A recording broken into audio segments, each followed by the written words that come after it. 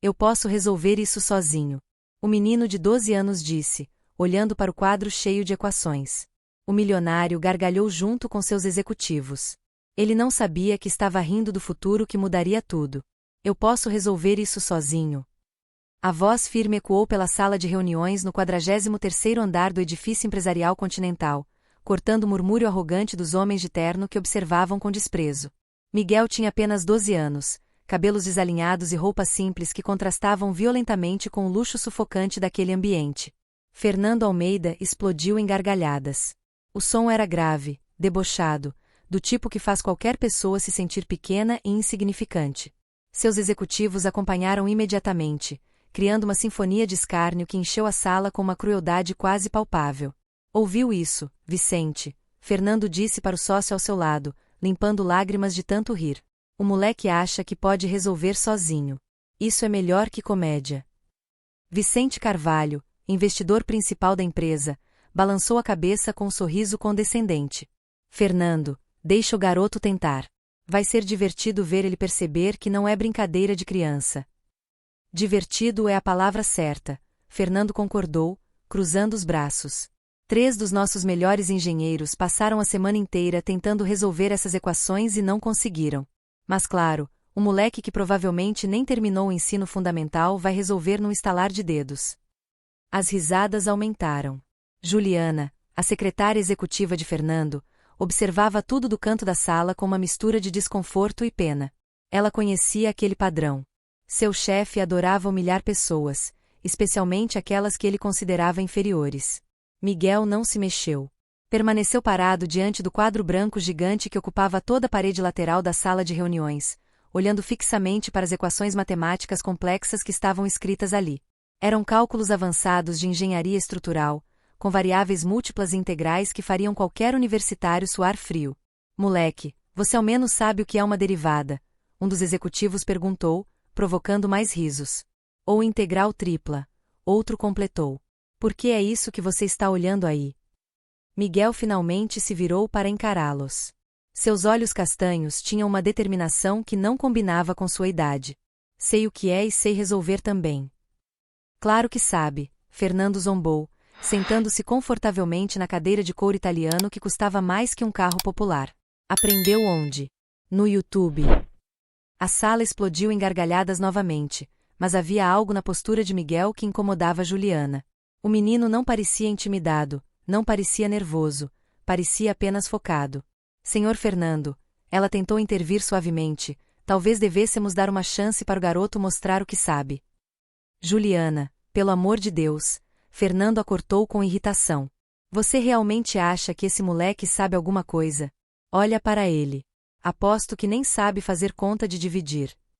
Na verdade, Miguel disse calmamente, eu sei fazer muito mais que isso. Ah, é? Fernando se inclinou para a frente, apoiando os cotovelos na mesa executiva.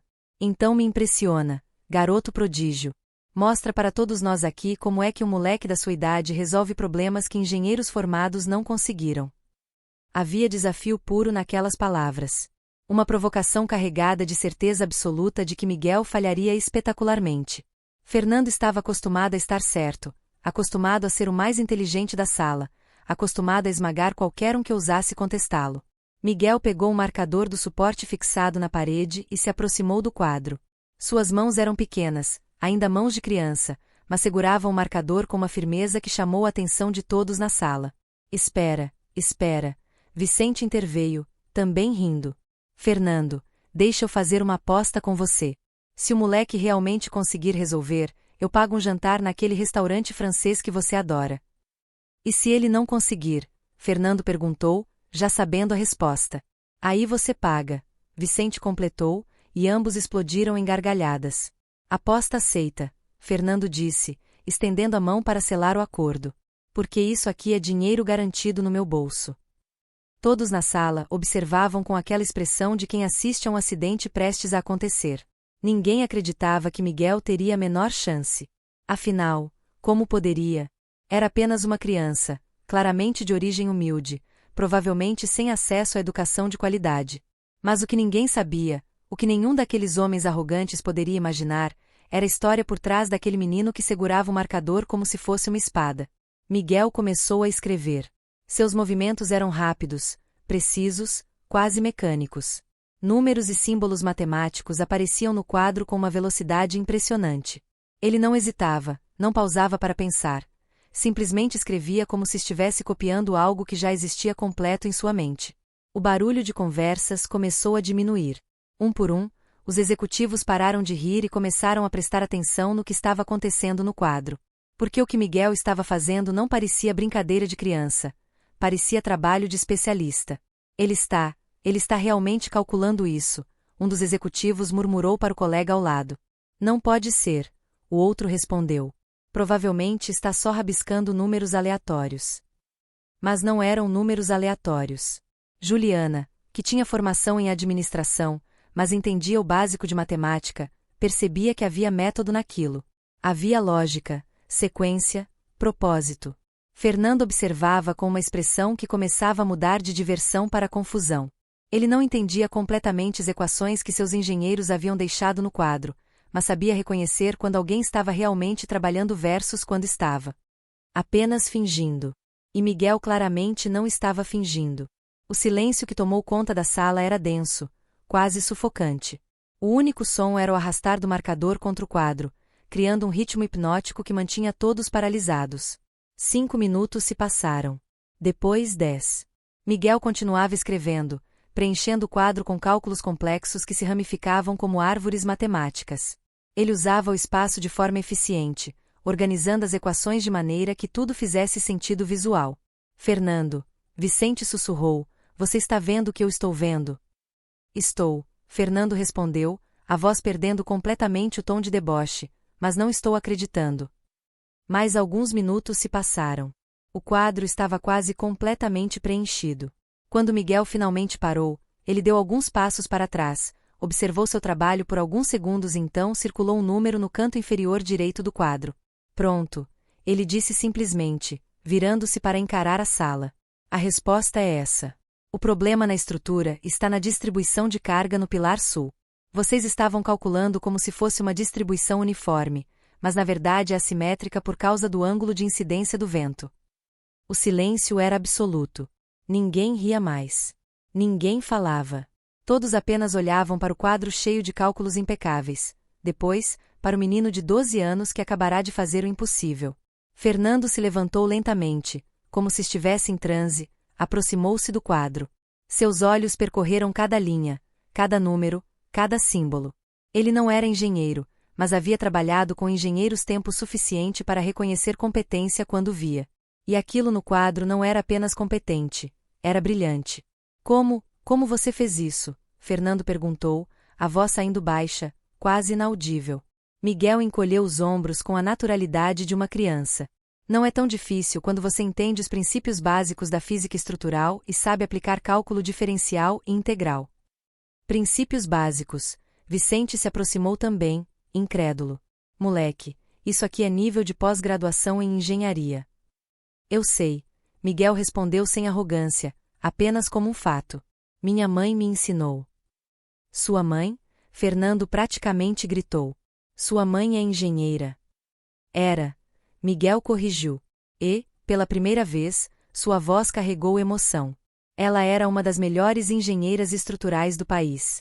Trabalhava para empresas internacionais, projetava pontes e arranha-céus. Juliana sentiu um aperto no peito. Havia dor naquela palavra. Era um sofrimento profundo que um menino de 12 anos não deveria carregar. E onde ela está agora? Fernando perguntou, ainda tentando processar tudo. Miguel respirou fundo antes de responder, trabalhando como faxineira no turno da noite num prédio comercial. A revelação caiu na sala como uma bomba. Ninguém esperava aquela resposta. Uma das melhores engenheiras do país, trabalhando como faxineira. Como isso era possível? Isso não faz sentido, Vicente disse. Por que uma engenheira tão qualificada estaria trabalhando como faxineira? Miguel completou a frase que Vicente não teve coragem de terminar, porque ela foi acusada injustamente de fraude em um projeto que deu errado. Não conseguiu provar sua inocência, perdeu o registro profissional, ficou na lista negra do mercado. Fernando sentou-se pesadamente na cadeira mais próxima. De repente, A arrogância havia evaporado completamente, substituída por algo que parecia desconforto e talvez até vergonha. E ela te ensinou tudo isso? Juliana perguntou suavemente. Tudo, Miguel confirmou. Todas as noites, depois que ela volta do trabalho, ela me ensina matemática, física, engenharia. Diz que, mesmo que o mundo tenha tirado tudo dela, não pode tirar o conhecimento que ela tem. Ah, meu Deus, um dos executivos murmurou. E você veio aqui? Por quê? Fernando perguntou, sua voz completamente diferente de minutos atrás. Porque ouvi você falando no elevador que tinha um problema urgente que ninguém conseguia resolver, Miguel explicou. Você disse que pagaria qualquer coisa para quem conseguisse. Eu preciso do dinheiro para comprar os remédios da minha mãe. Remédios? Juliana se aproximou. Ela está doente. Precisa de medicamentos caros que o plano de saúde não cobre. Por isso trabalha como faxineira à noite e como diarista de dia, mas, mesmo assim, não consegue pagar tudo. A sala estava completamente silenciosa agora. Não havia mais risos, não havia mais deboche, apenas o peso esmagador da realidade batendo em cada pessoa presente. Fernando olhou para o quadro novamente, depois para Miguel, depois para seus executivos, que minutos atrás riam com crueldade da criança. Ele se sentiu pequeno, mesquinho, cruel. Quanto você precisa? Ele perguntou, a voz saindo rouca. 5.000 reais, Miguel respondeu. É o valor da medicação do mês, 5.000 reais. Uma quantia que Fernando gastava sem pestanejar em um jantar, em uma camisa, em qualquer futilidade. E aqui estava um menino de 12 anos, resolvendo problemas que engenheiros experientes não conseguiam, apenas para comprar remédios para a mãe doente. Vicente se aproximou de Fernando e sussurrou algo em seu ouvido. Fernando assentiu, pegou o celular e fez uma ligação rápida. Juliana, ele disse depois de desligar, prepara um cheque de 50.000 reais. 50.000? Miguel arregalou os olhos. Mas eu só preciso de 5. Eu sei o que você precisa, Fernando interrompeu, mas dessa vez com gentileza. Os outros 45.000 são pelo trabalho que você acabou de fazer. Você salvou um projeto de 20 milhões de reais que estava travado há semanas. Além disso, Vicente acrescentou, quero contratar sua mãe. Contratar. Miguel mal conseguia acreditar no que estava ouvindo. Se ela te ensinou a fazer isso, Vicente apontou para o quadro, então ela é exatamente o tipo de profissional que minha construtora precisa. Não me importa o que aconteceu no passado. Importa o que ela é capaz de fazer. Lágrimas começaram a escorrer pelo rosto de Miguel. Durante tanto tempo, ele e a mãe haviam lutado sozinhos, enfrentado humilhação, sofrido com a injustiça. E agora, em questão de minutos, tudo estava mudando. Obrigado, foi tudo que ele conseguiu dizer, a voz embargada de emoção. Fernando se aproximou e colocou a mão no ombro do menino. Eu é que agradeço. Você me deu uma lição que eu nunca vou esquecer, que nunca, jamais, devo julgar alguém pela aparência ou pela idade, que talento não tem a ver com dinheiro ou posição social, que humildade é reconhecer quando estamos errados. Os executivos que minutos atrás riam agora olhavam para o chão, claramente envergonhados. Juliana tinha lágrimas nos olhos, emocionada com a reviravolta. Onde está sua mãe agora? Fernando perguntou. Trabalhando? Ela limpa escritórios no turno da noite. Juliana, descobre onde manda nosso motorista buscar ela. Fernando ordenou.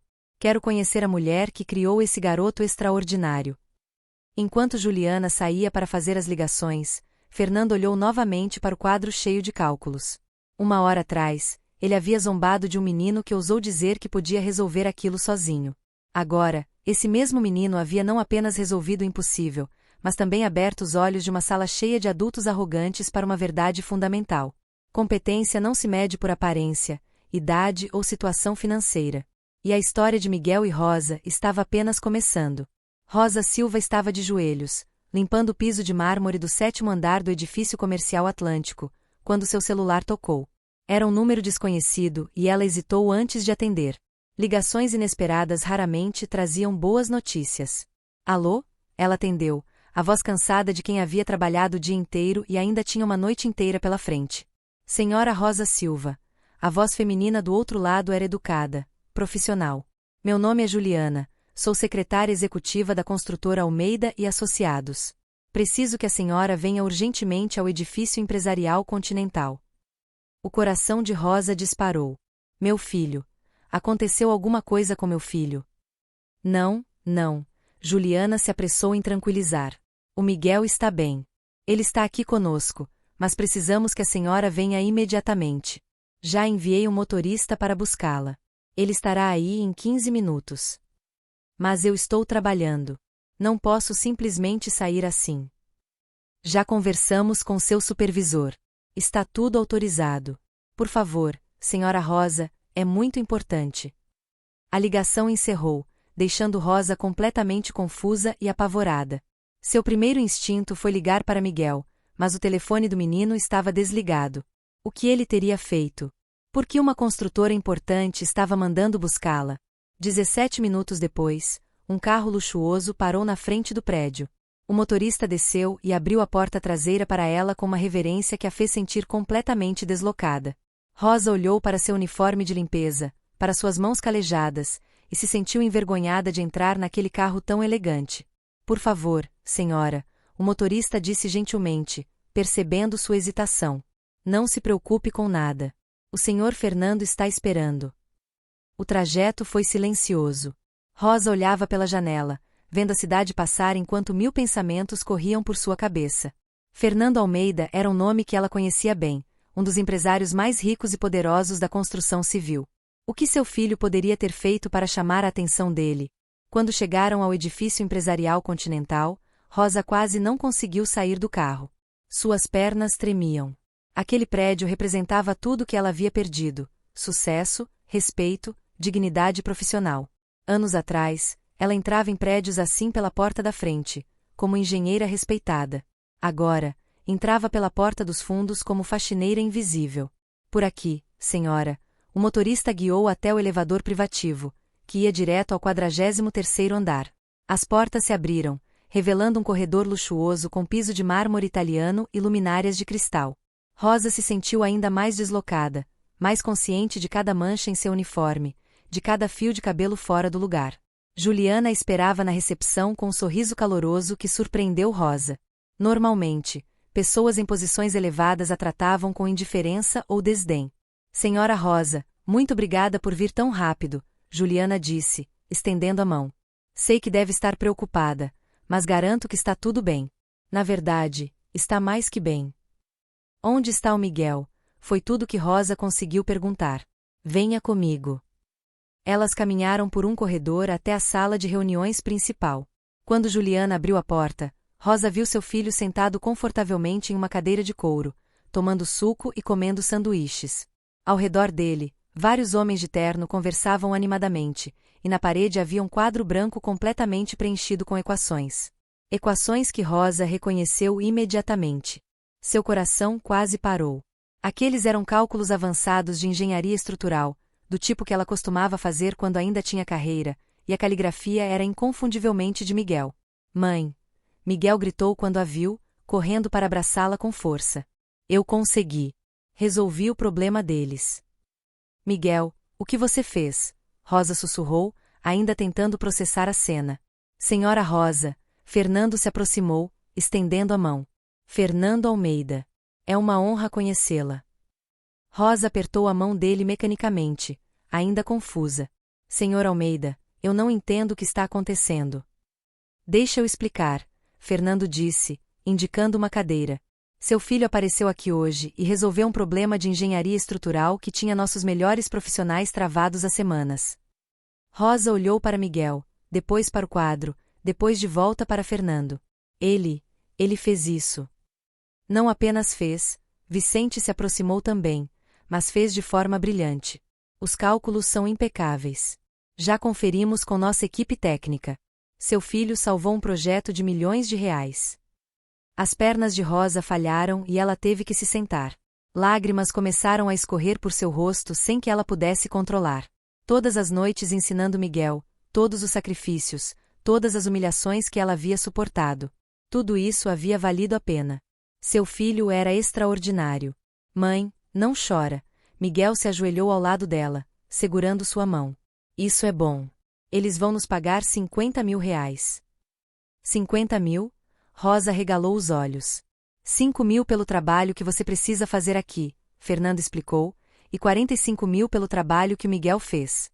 Além disso, tenho uma proposta para fazer. Rosa limpou as lágrimas, tentando recuperar a compostura. Que tipo de proposta? Queremos contratar você como engenheira-chefe da nossa divisão de projetos especiais. O silêncio que se seguiu foi absoluto. Rosa tinha certeza de que havia ouvido errado. Contratar, eu, como engenheira. Qualquer mulher que consegue ensinar um menino de 12 anos a fazer isso, Vicente apontou para o quadro, é exatamente o tipo de profissional que precisamos. Mas vocês não entendem, Rosa disse, a voz tremendo. Eu perdi meu registro profissional. Fui acusada de fraude em um projeto, mesmo sendo inocente. Ninguém no mercado me contrata mais. Conte-nos essa história, Fernando pediu, sentando-se à frente dela. Queremos ouvir sua versão. Rosa respirou fundo. Havia tanto tempo que ninguém pedia para ela contar sua versão. Tanto tempo sendo julgada sem ter direito à defesa. Eu trabalhava para a construtora Horizonte Global. Ela começou, cada palavra carregada de dor. Era a engenheira-chefe de um projeto de ponte suspensa que conectaria duas cidades. Um projeto de milhões. A ponte que desabou durante a construção, Vicente perguntou, e Rosa assentiu. Eu apresentei um relatório técnico alertando sobre problemas na fundação. Recomendei testes adicionais no solo, mudanças no projeto estrutural, mas o diretor de obras ignorou completamente minhas recomendações. Por quê? Fernando perguntou. Porque fazer os testes e as mudanças atrasaria a obra em meses e ele tinha um bônus milionário vinculado à entrega antecipada. Juliana soltou uma exclamação de indignação. A sala toda estava atenta, ouvindo cada palavra. Então ele ignorou suas recomendações técnicas por ganância. Vicente perguntou, visivelmente irritado. Ignorou. E quando a ponte começou a apresentar problemas durante a construção, exatamente onde eu havia alertado, ele falsificou meu relatório. Fez parecer que eu havia aprovado o projeto original, que o erro de cálculo foi meu. Meu Deus, Juliana murmurou. A ponte desabou parcialmente. Felizmente ninguém morreu, mas 3 operários ficaram gravemente feridos e eu fui responsabilizada. Perdi meu registro, perdi minhas economias pagando advogados, perdi tudo. E o diretor de obras? Fernando perguntou, já sabendo a resposta. Saiu ileso. Tinha conexões políticas, advogados caros, influência. Eu era apenas uma engenheira competente, sem sobrenome importante, ou padrinhos poderosos. A raiva era palpável na sala. Todos ali entendiam a injustiça brutal do que havia acontecido. Senhora Rosa, Vicente disse, inclinando-se para a frente, eu conheço essa história. Acompanhei o caso na época e sempre desconfiei que havia algo errado. Sério, Rosa olhou para ele com esperança. Sério. Eu conheço o seu trabalho de antes. Você era conhecida por ser rigorosa, técnica, incorruptível. Nunca fez sentido para mim que você teria cometido um erro tão básico, mas ninguém acreditou em mim. Ninguém acreditou em mim, Rosa disse, a amargura clara na voz. Eu tinha provas, tinha cópias do relatório original, mas o advogado deles conseguiu desacreditá-las. Disseram que eu havia falsificado depois, tentando me livrar da culpa. E você nunca conseguiu limpar seu nome? Fernando perguntou. Como? Não tinha mais dinheiro para advogados, não tinha mais conexões profissionais. Tudo que me restou foi o conhecimento que ninguém pode tirar de mim. Então decidi que, se não podia usar esse conhecimento profissionalmente, pelo menos poderia passar para meu filho. Miguel abraçou a mãe com força. E você me ensinou muito bem, mãe. Você é a melhor professora do mundo. Por isso você trabalha como faxineira à noite e diarista de dia? Juliana perguntou suavemente. Sim. Preciso pagar as contas, comprar os remédios. Eu tenho uma condição cardíaca que surgiu depois de todo o estresse do processo. Os medicamentos são caros. Quanto custa o tratamento mensal? Vicente perguntou. 5.000 reais. Por isso Miguel veio até aqui. Ele ouviu vocês falando no elevador sobre o problema estrutural e achou que podia ajudar. Fernando olhou para Miguel com uma admiração profunda. Um menino de 12 anos enfrentando uma sala cheia de adultos arrogantes só para conseguir dinheiro para os remédios da mãe. Isso era coragem ou desespero? Desculpem se ele causou algum transtorno, Rosa disse baixinho. Transtorno, Vicente quase gritou. Senhora Rosa, seu filho nos salvou. Esse projeto estava travado, comprometendo contratos, atrasando cronogramas. O trabalho dele vale muito mais que R$ 50.000. E quanto ao seu trabalho, Fernando continuou, vale ainda mais. Queremos você na nossa equipe. Mas meu registro profissional, vou fazer o seguinte, Vicente interrompeu. Conheço o presidente do Conselho Regional de Engenharia. Vou pessoalmente pedir para reabrirem seu caso. Com as evidências que você tem e meu testemunho sobre sua reputação, tenho certeza que conseguimos reverter. Rosa não conseguia acreditar no que estava ouvindo. Depois de tanto tempo na escuridão, finalmente havia uma luz. Enquanto isso, Fernando disse, você pode trabalhar como consultora técnica. Não precisa de registro para isso. Salário de R$ 20.000 mensais para começar, com todos os benefícios, incluindo plano de saúde completo. 20 mil, Rosa mal conseguia falar. Eu não sei o que dizer. Diga que aceita, Miguel pediu, segurando a mão dela. Diz que vamos ficar bem, mãe. Eu aceito, Rosa disse, as lágrimas voltando a correr. Aceito com muita gratidão. A sala explodiu em aplausos.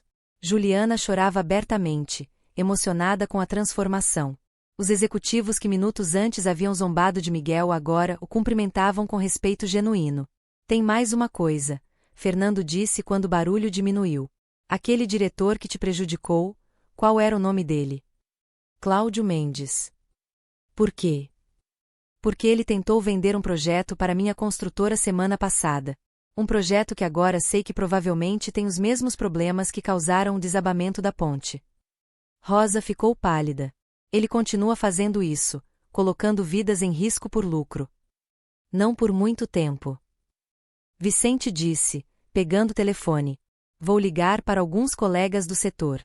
Se ele falsificou seu relatório, isso é crime. E, se está fazendo projetos estruturalmente inseguros, precisa ser impedido. Vocês fariam isso? Rosa perguntou, incrédula. Faremos, Fernando garantiu. Não apenas porque é certo, mas porque você merece justiça e porque quero dormir tranquilo, sabendo que impedimos alguém de causar mais tragédias. Miguel olhou para a mãe com orgulho brilhando nos olhos. Durante tanto tempo, eles haviam sido apenas os dois contra o mundo, lutando para sobreviver, enfrentando humilhações e injustiça. E agora, finalmente, as coisas estavam mudando. Mãe, ele disse baixinho, você sempre me ensinou que conhecimento é a única coisa que ninguém pode tirar da gente. Hoje eu usei o que você me ensinou e mudou tudo. Rosa abraçou o filho com força, sentindo o peso de todos aqueles anos de luta finalmente começando a diminuir. Você é meu orgulho, Miguel, meu maior presente. Bom, Fernando disse, limpando discretamente os próprios olhos, que também estavam úmidos. Vamos fazer o seguinte, Rosa, quero você começando amanhã mesmo. Temos vários projetos que precisam de revisão técnica urgente. Amanhã? Mas eu preciso avisar na empresa de limpeza. Já está resolvido, Juliana disse. Liguei enquanto vocês conversavam e expliquei a situação. Eles entenderam perfeitamente. E Miguel, Vicente se dirigiu ao menino. Como você está na escola? Estou no 7º ano, mas é meio entediante. Já sei a matéria toda. Imagino. Que tal fazermos uma coisa? Vou falar com um amigo que é diretor de uma escola técnica excepcional. Eles têm programas especiais para alunos superdotados. Superdotado? Miguel perguntou. Miguel, você tem 12 anos e resolve equações de nível universitário, Fernando disse. Você não é apenas inteligente, você é extraordinário. O menino ficou vermelho, não acostumado com elogios. Durante tanto tempo havia sido apenas o filho da faxineira, ignorado ou subestimado. Agora estava sendo chamado de extraordinário por alguns dos empresários mais poderosos da cidade. Tenho uma última coisa que preciso fazer, Fernando disse, ficando sério. Rosa, Miguel, eu preciso pedir desculpas. Desculpas? Rosa perguntou, confusa. Quando Miguel chegou aqui hoje, eu ri, zombei dele. Assumi que ele não sabia nada só porque era jovem e vestia roupa simples. Foi cruel, arrogante e injusto. Miguel olhou para o chão, lembrando da humilhação que havia sentido. Eu te julguei pelas aparências, Fernando continuou, agora falando diretamente para o menino, estava completamente errado. Você me deu uma lição de humildade que nunca vou esquecer. Está tudo bem, Miguel disse baixinho. Não, não está, Fernando insistiu. Não está bem tratar pessoas assim. E eu prometo, na frente de todos aqui, que nunca mais vou julgar alguém pela aparência, idade ou situação financeira. Os executivos presentes pareciam envergonhados, sabendo que também haviam participado da zombaria. Nós todos aprendemos uma lição hoje, Vicente disse. Que talento não tem a ver com dinheiro ou posição. Que, às vezes, as pessoas mais extraordinárias estão nos lugares que menos esperamos, e que mãe e filho que lutam juntos são imbatíveis. Juliana acrescentou, sorrindo. Rosa olhou ao redor da sala, para todas aquelas pessoas que minutos atrás eram completas estranhas e agora estavam mudando completamente sua vida. Ela pensou em todos os anos de sofrimento, todas as noites chorando, todos os momentos em que quase desistiu. Mas não desistiu. Continuou lutando, continuou ensinando seu filho, continuou acreditando que conhecimento e dignidade eram valores que ninguém poderia tirar. E agora, finalmente, estava sendo recompensada por essa persistência. Obrigada, ela disse, a voz embargada. Obrigada por acreditarem em nós quando ninguém mais acreditava. Nós que agradecemos, Fernando respondeu sinceramente. Vocês nos lembraram do que realmente importa. Quando Rosa e Miguel saíram do prédio naquela noite, com um cheque de R$ 50.000 e a promessa de um futuro completamente novo, eles pararam por um momento na calçada e apenas se abraçaram. A luta não havia terminado, ainda havia muito pela frente. Mas, pela primeira vez em anos, havia esperança. E, às vezes, esperança é tudo o que precisamos para continuar. O despertador tocou às 6 da manhã, mas Rosa já estava acordada há 1 hora. Ela havia passado a noite inteira olhando para o teto, incapaz de dormir, com medo de que tudo fosse apenas um sonho cruel. Mas, quando olhou para a cômoda e viu o cheque de R$ 50.000 ainda lá, real e tangível, as lágrimas voltaram. Mãe! Miguel apareceu na porta do quarto, também já acordado. Você está bem? Estou, meu filho. Só não acredito que isso está realmente acontecendo. Miguel sentou na cama ao lado dela. Está acontecendo, e você merece, mãe. Depois de tudo que passou, finalmente vai ter o reconhecimento que sempre mereceu. Rosa abraçou o filho com força. 12 anos atrás, quando descobriu que estava grávida e o pai de Miguel desapareceu sem deixar rastros, ela pensou que sua vida havia acabado. Mas aquela criança nos seus braços havia se tornado sua razão de viver, sua força para continuar lutando. Vamos tomar café, ela disse, limpando as lágrimas. Hoje é meu primeiro dia de trabalho como engenheira depois de tanto tempo. Preciso estar preparada. Enquanto tomavam café da manhã no pequeno apartamento de 2 cômodos que chamavam de lar, Rosa não conseguia parar de olhar ao redor. As paredes descascadas, os móveis velhos, a geladeira que fazia barulho estranho, tudo aquilo logo seria passado. Com um salário novo, poderiam se mudar para um lugar melhor. Miguel, sobre a escola que o Sr. Vicente mencionou, Rosa começou. Eu quero ir, mãe. Quero estudar com pessoas que entendam o que eu falo, que não achem estranho eu gostar de matemática. Eu sei, meu amor. Só não quero que você se sinta pressionado. Você ainda é uma criança. Miguel sorriu daquele jeito maduro que não combinava com sua idade. Mãe, você me ensinou que conhecimento é liberdade. Quero aprender tudo o que puder. Às 7h30, Rosa estava na frente do espelho, ajeitando a roupa social simples que havia comprado anos atrás e nunca mais usará. Estava um pouco apertada, um pouco fora de moda, mas era o que tinha. Seus cabelos, normalmente presos em um coque simples para trabalhar na limpeza, agora caíam soltos sobre os ombros. Você está linda, mãe, Miguel disse. E Rosa quase chorou novamente. O motorista que Fernando havia enviado chegou pontualmente às 8 horas. Durante o trajeto até o edifício empresarial Continental, Rosa sentia o estômago revirar de nervosismo. Não era apenas o primeiro dia de trabalho, era a chance de reconstruir tudo que havia perdido. Quando chegou ao 43º andar, Juliana recebeu com um sorriso caloroso. Rosa, que bom te ver. Vem, vou te mostrar seu escritório. Meu escritório, Rosa repetiu, incrédula. Claro. Consultora-chefe de projetos especiais merece um escritório próprio. Elas caminharam por um corredor até uma sala com paredes de vidro e vista panorâmica da cidade. Dentro havia uma mesa executiva, computador de última geração, estante vazia esperando para ser preenchida, e, na porta, uma placa dourada que dizia, Rosa Silva, Engenharia Estrutural. Rosa parou na entrada, incapaz de dar mais um passo. Aquela placa com seu nome, aquele reconhecimento profissional que lhe havia sido tirado tão cruelmente, agora estava de volta. Rosa. Juliana tocou seu braço suavemente. Você está bem? Desculpa. Rosa limpou as lágrimas rapidamente. É que faz tanto tempo desde que alguém me viu como engenheira e não como faxineira. Pois agora todo mundo aqui vai te ver como a profissional excepcional que você é, Juliana disse com firmeza.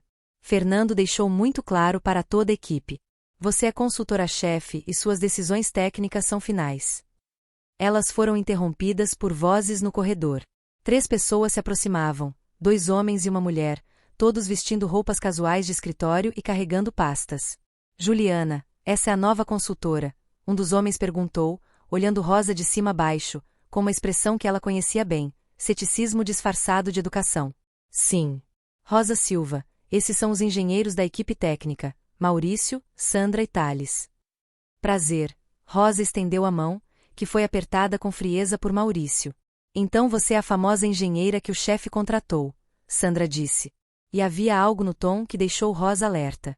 Ouvi dizer que seu filho resolveu um problema que nós não conseguimos. Foi uma situação inusitada, Rosa respondeu, sentindo tensão no ar. Com certeza foi, Thales completou. Nós 3 temos mestrado em engenharia estrutural. Trabalhamos aqui há anos, mas, aparentemente, uma criança de 12 anos sabe mais que nós. O comentário veio carregado de ressentimento mal disfarçado. Rosa entendeu imediatamente. Aquelas pessoas a viam como ameaça, como alguém que havia chegado para desvalorizá-las. Olha, eu não vim aqui para, Rosa começou, mas Maurício a interrompeu. Para o quê? Nos mostrar como somos incompetentes. Porque foi isso que aconteceu. O Fernando deixou bem claro na reunião de ontem que, se tivéssemos metade da competência da nova consultora, teríamos resolvido o problema sozinhos. Maurício, isso não é justo. Juliana tentou intervir. Não é justo. Sandra deu uma risada amarga. O que não é justo é trabalhar anos em uma empresa, construir reputação e, de repente, aparecer alguém que ninguém conhece e virar chefe de todo mundo. Eu não sou chefe de ninguém, Rosa disse, mantendo a voz calma, apesar do coração disparado. Sou apenas consultora. Estou aqui para ajudar, não para competir. Claro, Thales fez um gesto desdenhoso. Todos dizem isso. Mas, no final, você vai querer mostrar serviço. Vai querer provar que é melhor que nós. Chega. A voz de Fernando ecoou pelo corredor, fazendo todos se virarem. Ele se aproximava com passos firmes, claramente irritado. O que está acontecendo aqui? Nada, senhor Fernando, Maurício se apressou em dizer.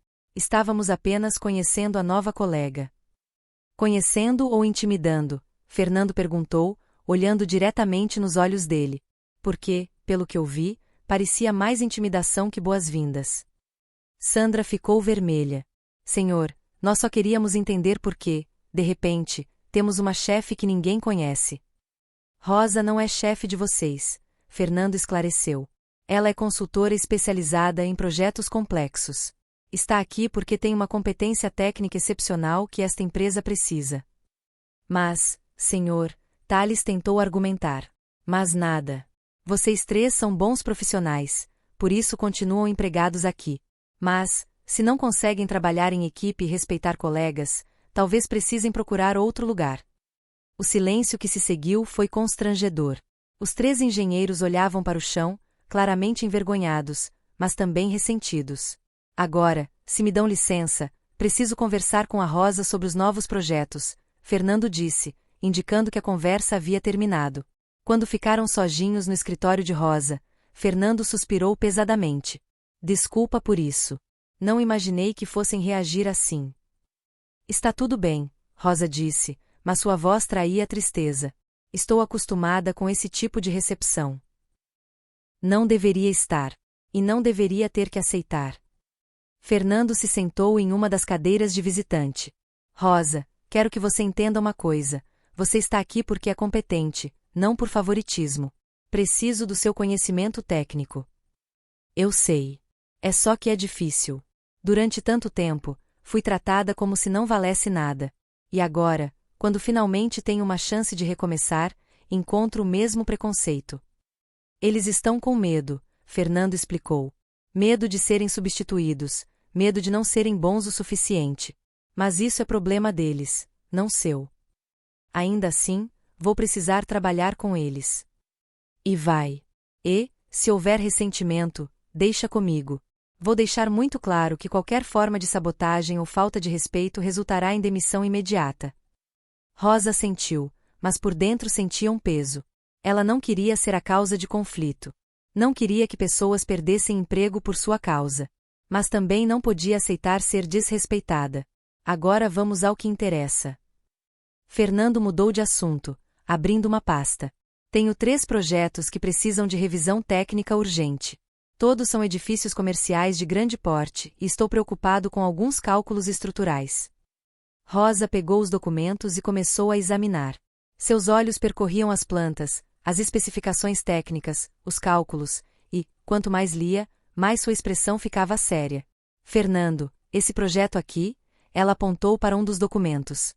Quem fez os cálculos de fundação? Por quê? Tem algo errado. Tem tudo errado. A carga está mal distribuída. O solo não foi testado adequadamente e os pilares estão subdimensionados para o peso que vão suportar. Fernando ficou pálido. Tem certeza? Absoluta. Se esse prédio for construído assim, vai ter problemas estruturais graves em poucos anos, talvez até antes. Meu Deus, esse projeto foi aprovado por... Ele verificou a assinatura no documento. Foi aprovado pelo Thales. Rosa sentiu o estômago afundar.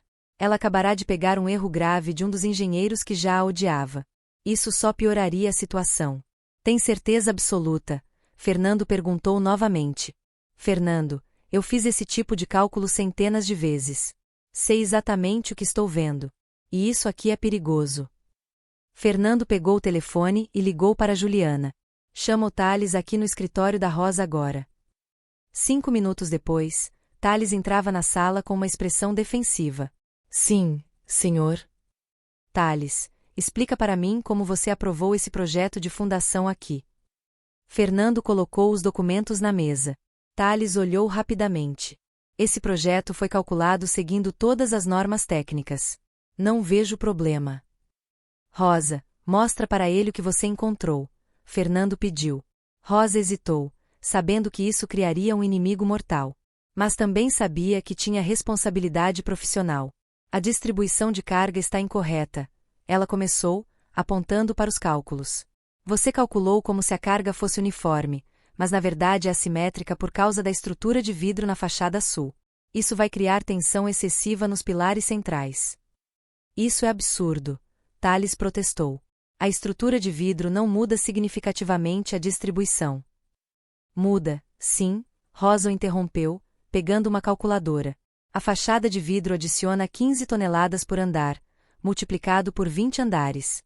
São 300 toneladas extras concentradas em um lado do edifício. Thales ficou vermelho. Você está dizendo que eu errei? Estou dizendo que o cálculo precisa ser refeito considerando essa variável, Rosa disse diplomaticamente. Não. Você está dizendo que sou incompetente, que não sei fazer meu trabalho. Thales explodiu. Thales, acalma. Fernando interveio. Acalmar? Essa mulher aparece aqui do nada e fica apontando erros no meu trabalho. Quem ela pensa que é? Ela é a consultora-chefe que acabou de impedir que minha empresa construísse um prédio estruturalmente inseguro.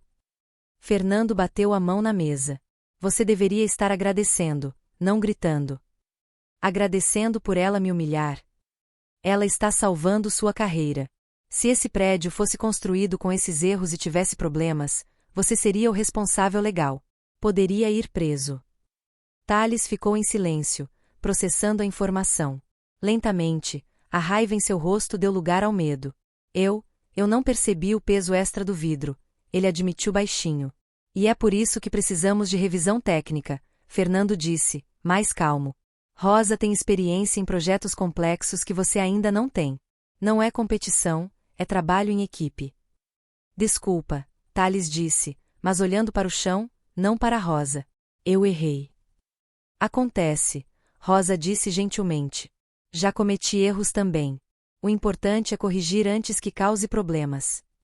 Thales saiu da sala cabisbaixo, e Fernando suspirou. Primeiro dia e você já salvou a empresa de um desastre. Impressionante. Não foi para impressionar, foi só fazer meu trabalho. E faz muito bem. Fernando sorriu. Rosa, quero que revise todos os projetos em andamento. Todos. Se tem erro nesse, pode ter em outros. Rosa passou o resto do dia mergulhada em plantas, cálculos e especificações técnicas. Era como voltar para casa depois de uma longa viagem. Seus dedos voavam sobre a calculadora. Sua mente processava números e variáveis com uma facilidade que só vem de anos de prática. Às 5 da tarde, Juliana bateu na porta. Rosa, você nem parou para almoçar. Nossa, é verdade. Nem percebi o tempo passar. Isso é sinal de que está fazendo o que ama. Juliana sorriu. Trouxe um sanduíche para você. Obrigada, Juliana. Você tem sido muito gentil comigo. É fácil ser gentil com pessoas que merecem. Juliana se sentou. Como foi o primeiro dia? Além do confronto com Thales, intenso. Encontrei problemas em 2 dos 3 projetos que Fernando me passou. Nada tão grave quanto o primeiro, mas coisas que precisam ser corrigidas. Você é realmente boa nisso, não é? Rosa sorriu timidamente. Era minha vida. Antes de tudo desmoronar, eu respirava engenharia. Cada projeto era como resolver um quebra-cabeça complexo. E agora você pode fazer isso de novo. Ainda parece um sonho. Tenho medo de acordar e descobrir que nada disso é real. Seu celular tocou. Era uma mensagem de Miguel. Mãe, o senhor Vicente me ligou. A escola quer me conhecer amanhã. Rosa mostrou a mensagem para Juliana, que sorriu. Seu filho vai longe. Você criou alguém especial. Eu só dei as ferramentas. Ele é especial por conta própria. Quando Rosa saiu do escritório naquela noite, ela parou por um momento e olhou para trás. A placa com seu nome ainda estava lá, brilhando sob a luz artificial. Ela havia dado o primeiro passo para recuperar sua vida. Mas o que Rosa não sabia era que, em outro escritório, do outro lado da cidade, Cláudio Mendes recebia uma ligação que o deixava furioso. Alguém estava investigando seus projetos antigos, e ele não iria deixar isso acontecer sem lutar. A tempestade estava apenas começando. A Escola Técnica de Excelência ocupava um prédio moderno no bairro nobre da cidade, completamente diferente da escola pública onde Miguel estudava. Quando Rosa e o filho chegaram na manhã seguinte, acompanhados por Vicente, ela sentiu uma pontada de insegurança. Aquele lugar exalava privilégio, desde o jardim perfeitamente cuidado até os carros importados estacionados na frente. Relaxa. Vicente percebeu o nervosismo dela. A diretora é uma mulher excepcional. Vai adorar o Miguel. Dentro do prédio, tudo era impressionante. Laboratórios de ciências equipados com tecnologia de ponta, biblioteca com milhares de livros, salas de aula com lousas digitais. Miguel olhava tudo com os olhos brilhando de encantamento. Bem-vindos. Uma mulher de aproximadamente 60 anos se aproximou, estendendo a mão.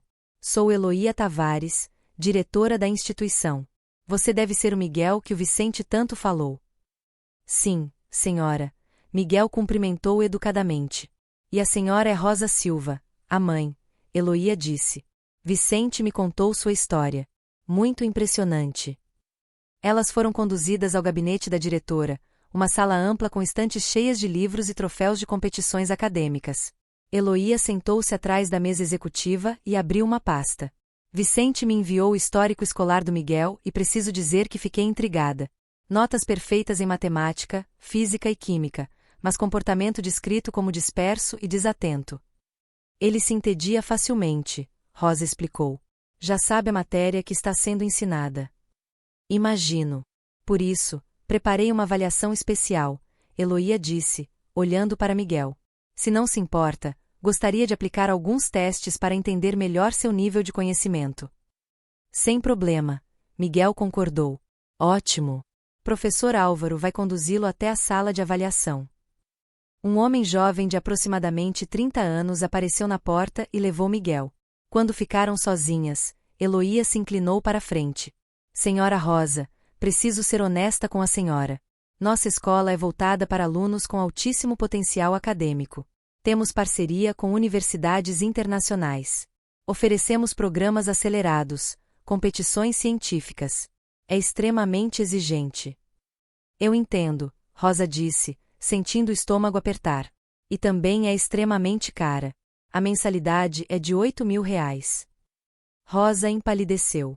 Mesmo com o salário novo, R$ 8.000 por mês era impossível. Mas Vicente interveio. Eu gostaria de oferecer uma bolsa integral para Miguel, como investimento em um jovem talento excepcional. Vicente, eu não posso aceitar isso, Rosa protestou. Você já fez demais. Rosa, eu não estou fazendo caridade, estou investindo. Miguel tem potencial para ser um dos grandes engenheiros ou cientistas do país. Quero fazer parte dessa jornada. Lágrimas encheram os olhos de Rosa. Eu não sei como agradecer. Não precisa. Só precisa deixar seu filho brilhar.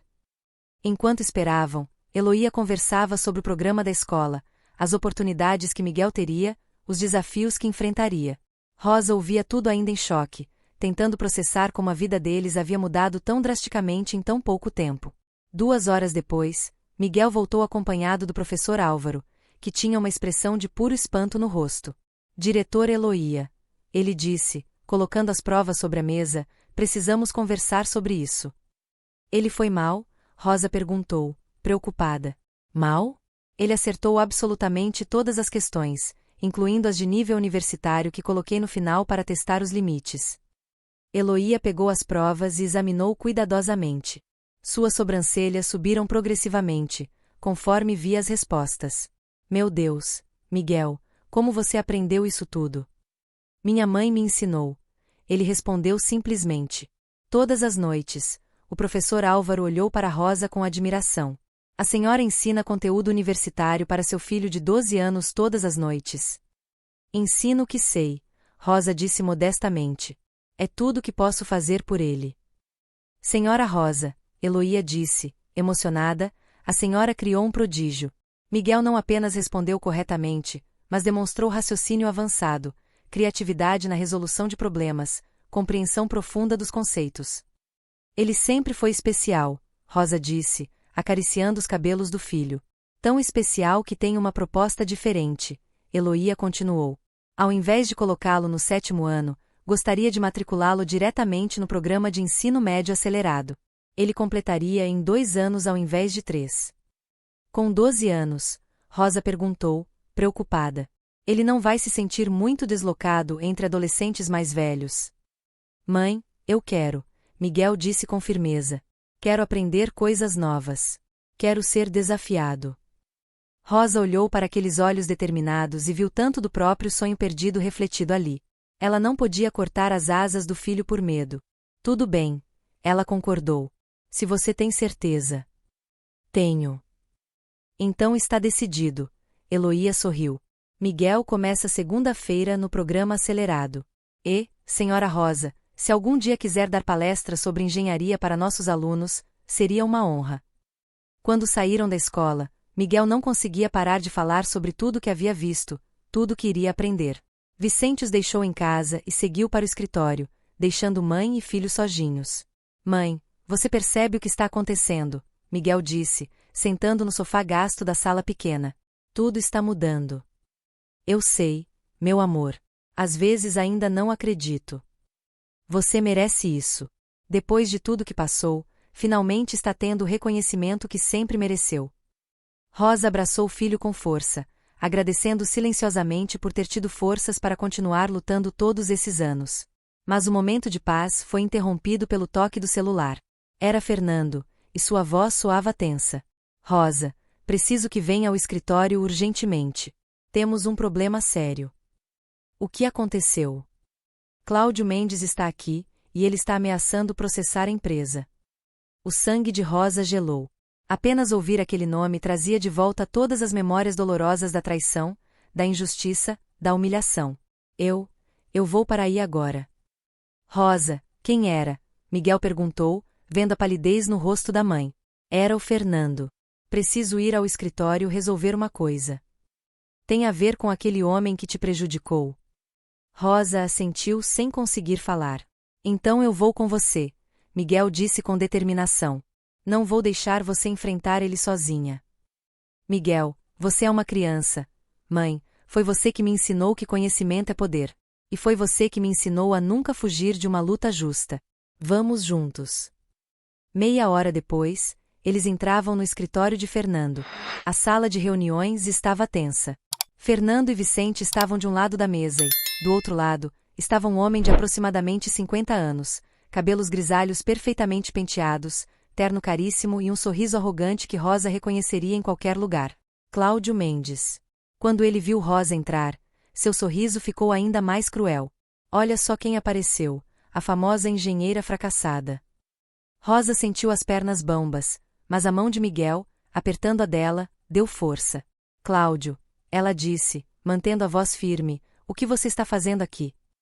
Vim defender minha reputação, ele respondeu, colocando uma pasta sobre a mesa.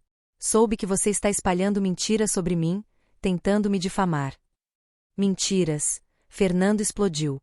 Você falsificou o relatório dela e destruiu a carreira dela. Isso é fato. Isso é uma acusação sem provas, Cláudio retrucou calmamente. E acusações sem provas são difamação. Posso processar você por danos morais e materiais.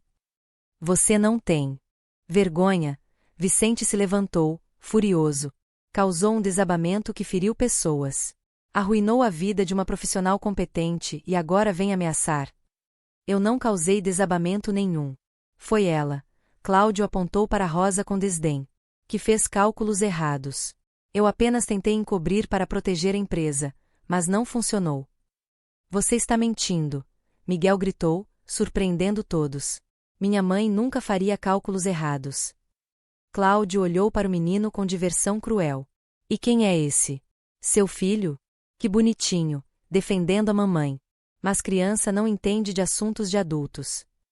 Eu entendo mais do que você imagina, Miguel disse, aproximando-se da mesa. E sei reconhecer um mentiroso quando vejo um. Miguel, volta aqui. Rosa tentou chamá-lo, mas o filho continuou.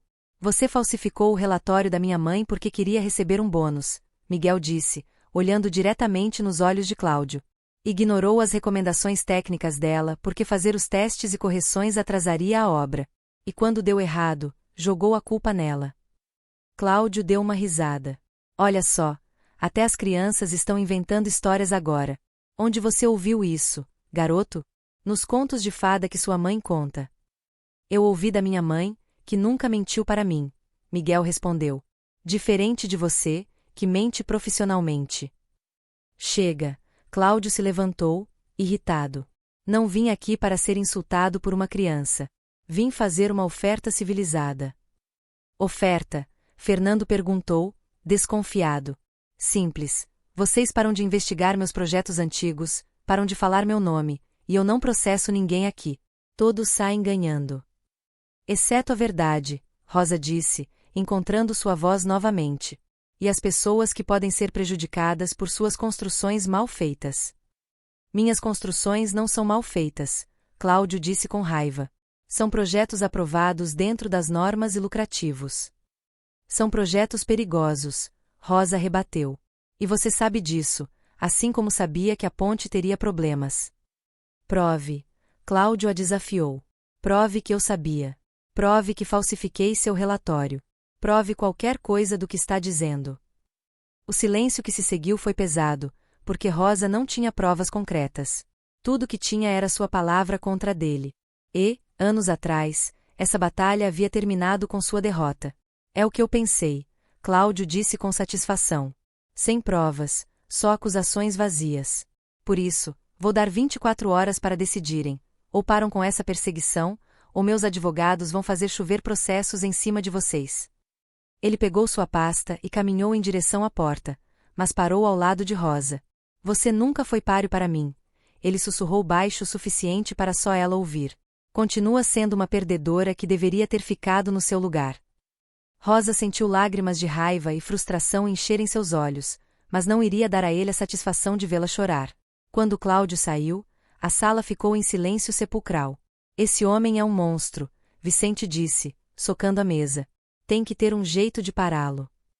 Mas ele está certo sobre uma coisa, Fernando disse, relutantemente. Sem provas concretas, não podemos fazer nada. E ele tem dinheiro e advogados suficientes para nos processar até a falência. Então vamos encontrar provas, Miguel disse com determinação. Miguel, não é tão simples, Rosa começou. Mãe, você disse que tinha cópias do relatório original, as que mostravam suas recomendações corretas. Tinha, mas o advogado dele conseguiu desacreditar. Disse que eram falsificações. E se não fossem as únicas cópias? Miguel continuou, os olhos brilhando com uma ideia. E se houvesse outras evidências? Que evidências? Vicente perguntou. Registros de e-mail, mensagens, documentos do arquivo da construtora. Tem que ter algo que prove que o Cláudio sabia dos problemas e ignorou. Mas a construtora já foi vendida, Rosa explicou. Os novos donos destruíram todos os arquivos antigos. Todos, Miguel insistiu. Ou só os físicos? E os digitais? Backups de servidor, registros de contadores. Fernando e Vicente se entreolharam. O garoto tem razão, Fernando disse. Empresas são obrigadas por lei a manter registros financeiros por pelo menos 5 anos, incluindo documentação de projetos grandes. E a ponte era um projeto enorme. Com certeza tem documentação arquivada em algum lugar, Vicente adicionou. Rosa sentiu esperança acender no peito pela primeira vez em anos. Vocês acham que conseguiríamos acessar esses arquivos? Posso tentar, Fernando disse. Conheço o atual dono da construtora. Se eu explicar a situação, talvez ele permita acesso aos registros antigos. E eu posso contratar um investigador particular, Vicente ofereceu. Alguém especializado em fraudes corporativas. Mas isso vai custar caro, Rosa disse, preocupada. Rosa, você salvou meu projeto de 20 milhões de reais, Fernando lembrou. Posso gastar algum dinheiro para fazer justiça. Além disso, Vicente adicionou, se conseguirmos provar que Cláudio falsificou documentos e causou o desabamento por negligência, ele vai perder muito mais que dinheiro. Vai perder a liberdade. Miguel se aproximou da mãe e segurou sua mão. Mãe, você passou anos carregando essa culpa que não era sua. Está na hora de limpar seu nome de verdade. Rosa olhou para as pessoas ao redor da mesa. Fernando, que havia começado como um patrão arrogante e se tornado um aliado. Vicente, que acreditou nela quando ninguém mais acreditava. Miguel, seu filho extraordinário que inspirava a nunca desistir. Tudo bem, ela disse, limpando as lágrimas.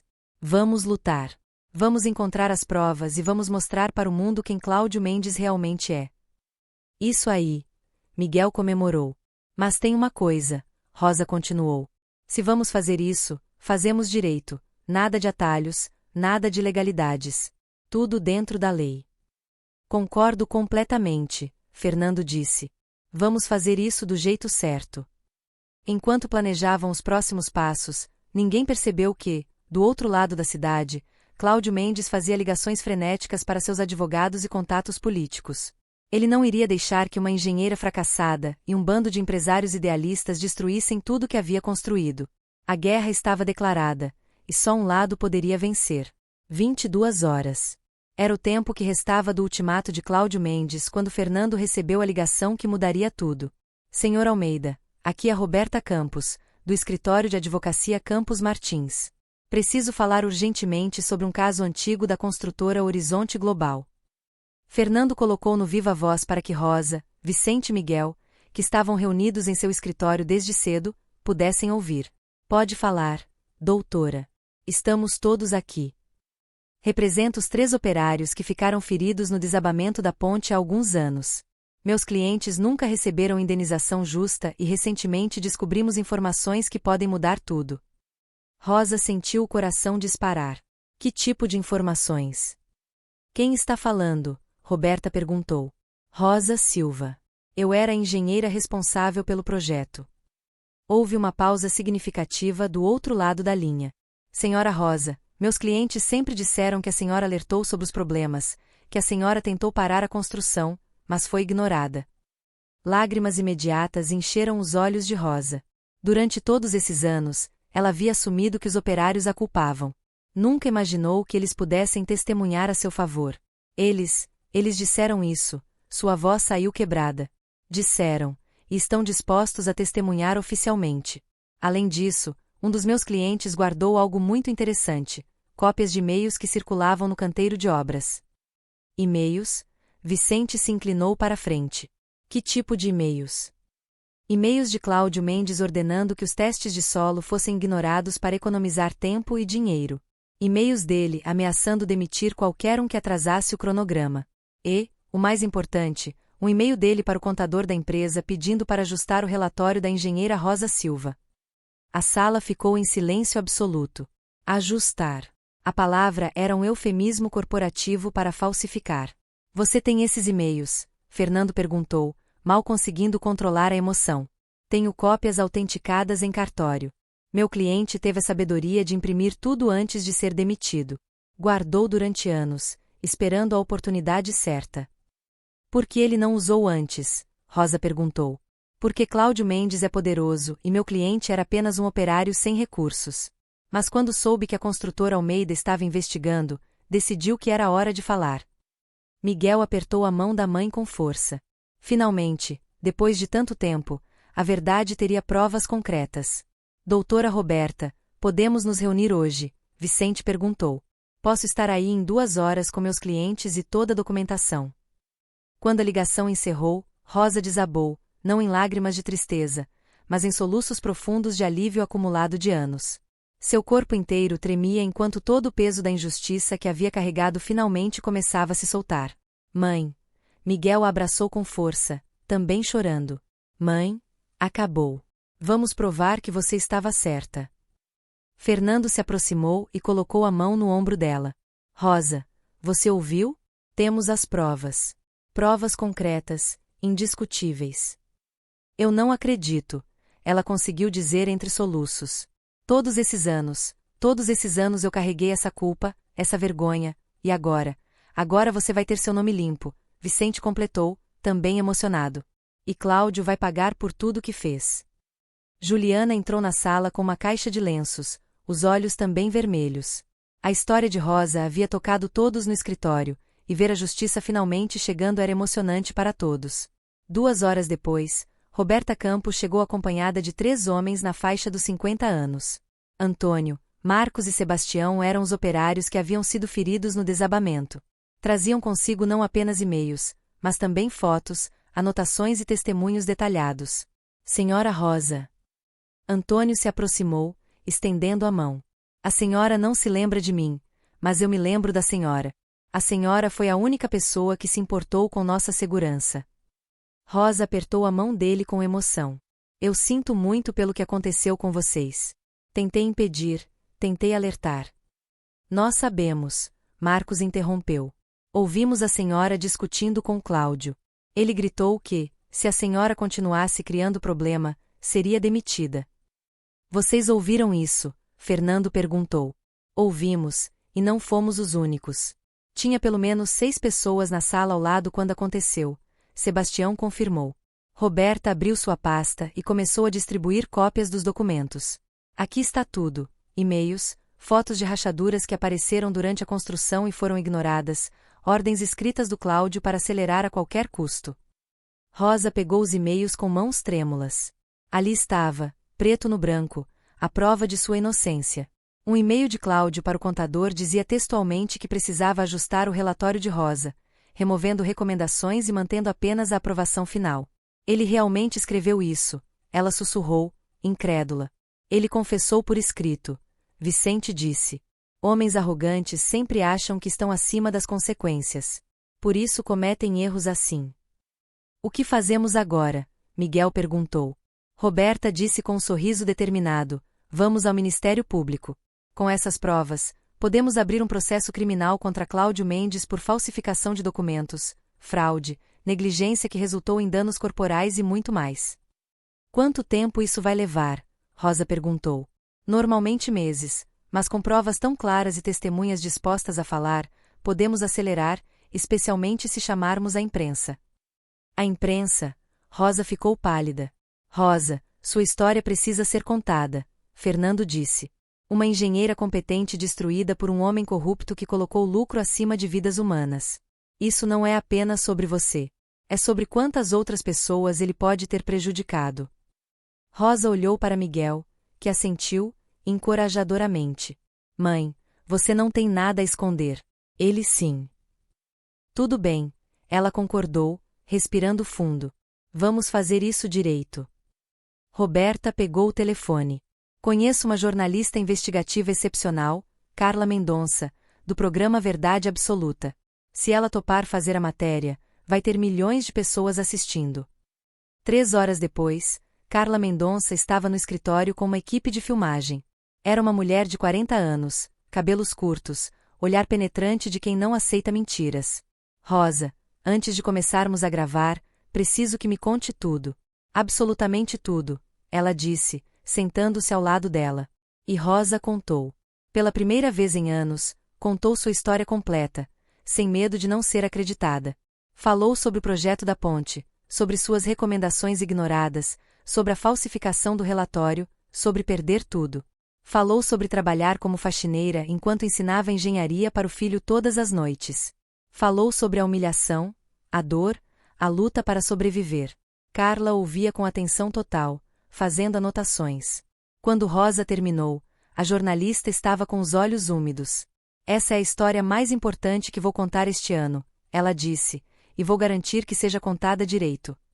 A gravação durou 2 horas. Carla entrevistou Rosa, os operários, Fernando, Vicente, até mesmo Miguel, que explicou como sua mãe nunca desistiu de ensinar, nunca perdeu a dignidade. E, Miguel, o que sente sobre tudo isso? Carla perguntou. Sinto orgulho, ele respondeu, a voz firme. Minha mãe é a pessoa mais forte que conheço. Ela poderia ter desistido, poderia ter ficado amarga, mas escolheu transformar a dor em conhecimento. Me ensinou que injustiça não define quem somos. Nossa resposta à injustiça é que define. A frase era profunda demais para uma criança de 12 anos, mas vinha do coração. Carla sabia que aquele momento seria o ápice emocional da matéria. Quando as câmeras desligaram, Carla se aproximou de Rosa. A matéria vai ao ar amanhã à noite, horário nobre. Até lá, sugiro que vocês se preparem, porque, quando isso for transmitido, a vida de Cláudio Mendes vai acabar. E meu registro profissional? Rosa perguntou.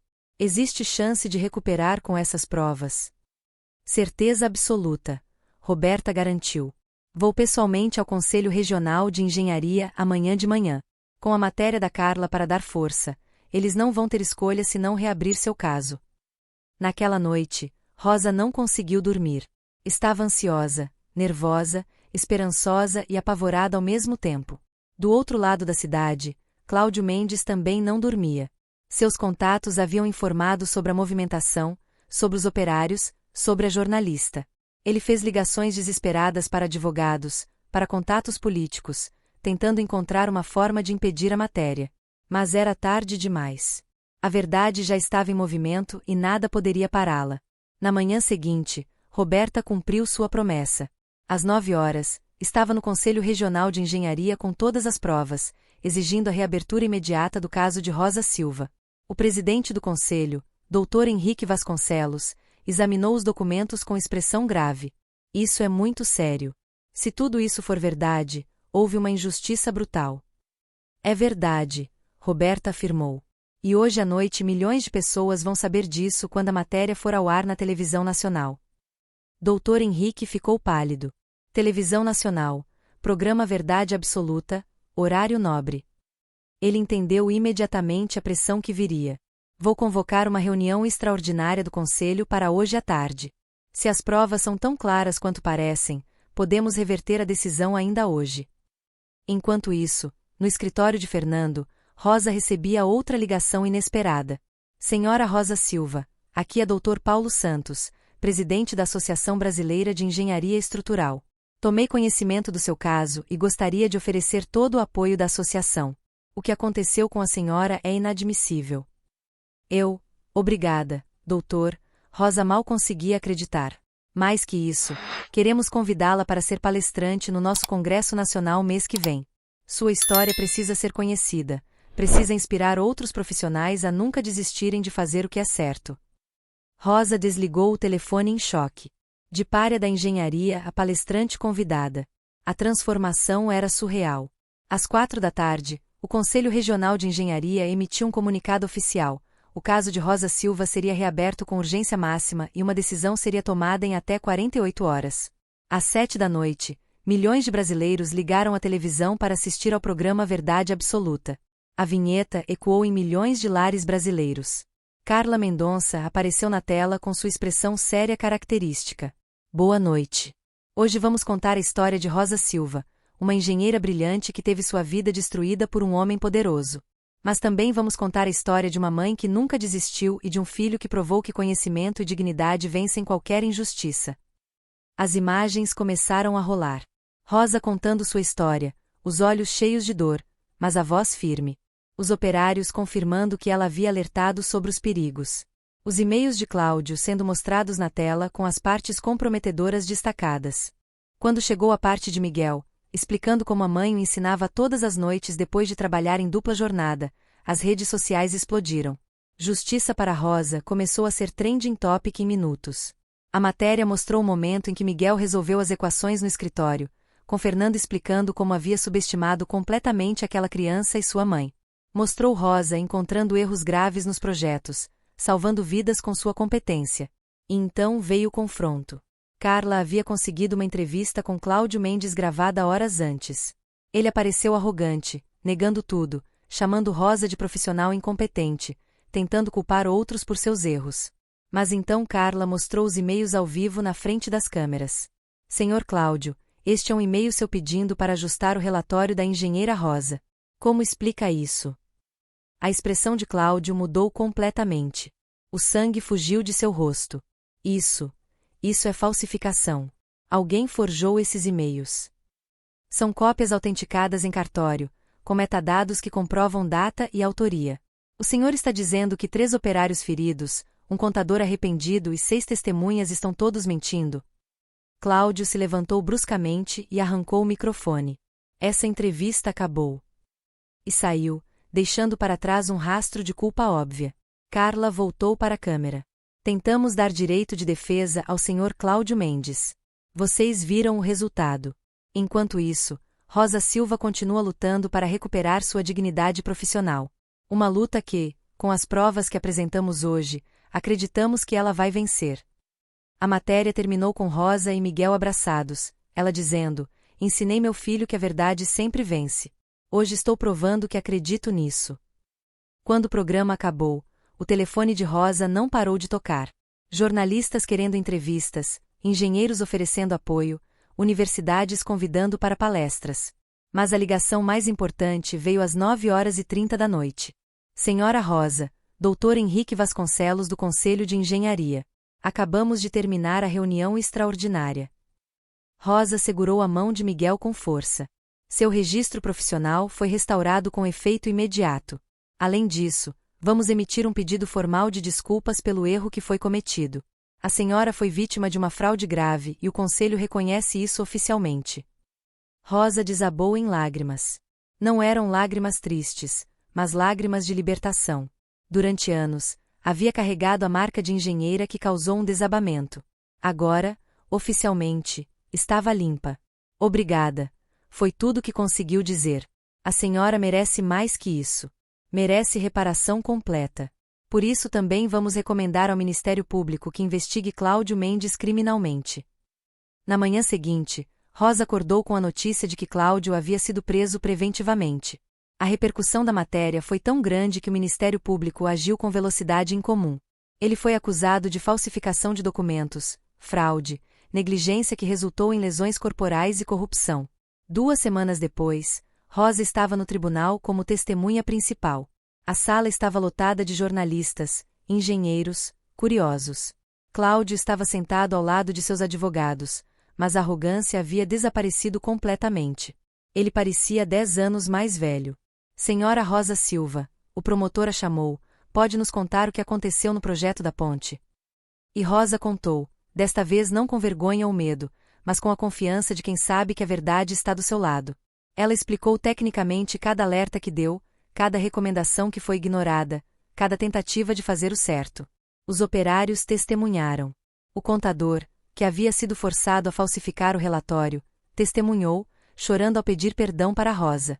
6 testemunhas confirmaram que Cláudio havia ameaçado Rosa quando ela insistiu em seguir as normas de segurança. Quando chegou a vez de Cláudio se defender, ele tentou manter a compostura. Fiz o que achei melhor para a empresa na época. O senhor colocou o lucro acima de vidas humanas. O promotor o cortou. 3 homens quase morreram por causa das suas decisões e o senhor destruiu a carreira de uma profissional competente para encobrir seus crimes.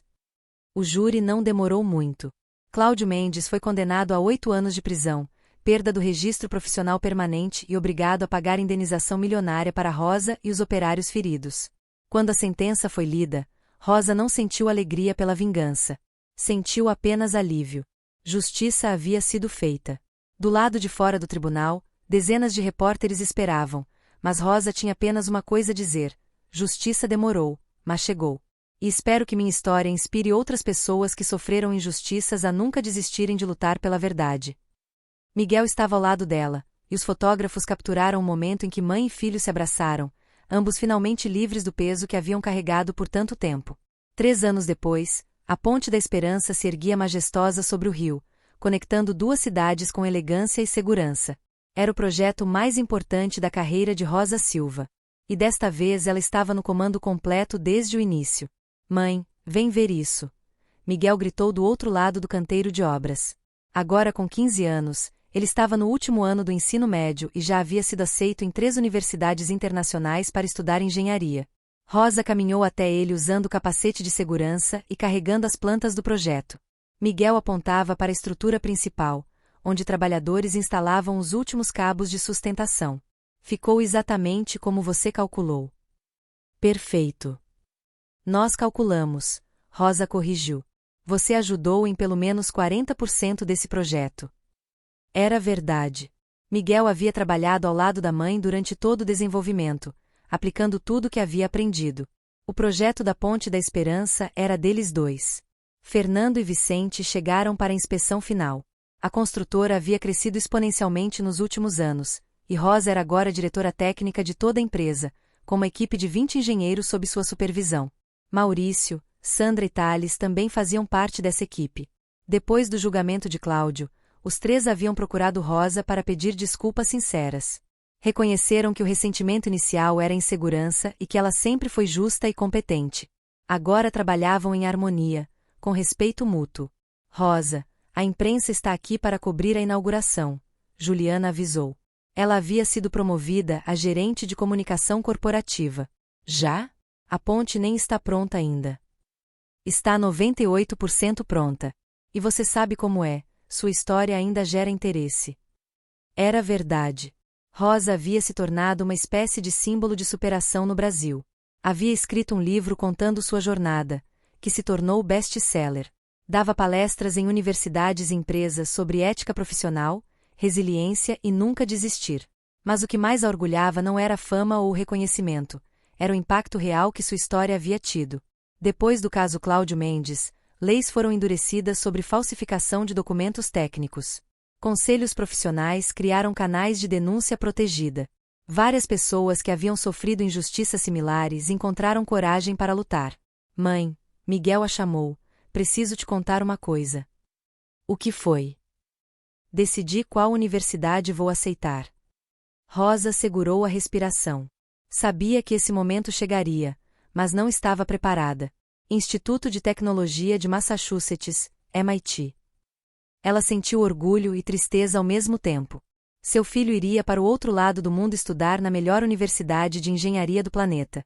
Mas também sabia que era o destino dele, o futuro que ela havia preparado com tanto sacrifício. Você tem certeza? Tenho. Mas vou voltar, mãe. Vou estudar, aprender tudo que puder e voltar para construir coisas incríveis aqui no Brasil.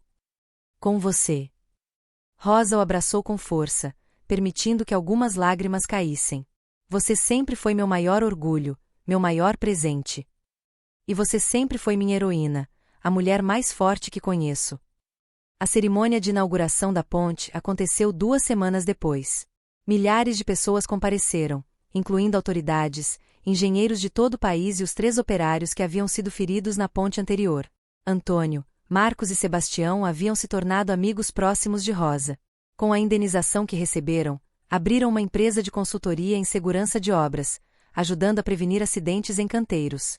Rosa, Antônio disse durante a cerimônia, essa ponte é a prova de que, quando fazemos as coisas certas, construímos algo que dura. É a prova de que ética e competência sempre vencem no final, ela respondeu. Quando chegou o momento de Rosa fazer o discurso de inauguração, ela subiu ao palanque e olhou para a multidão.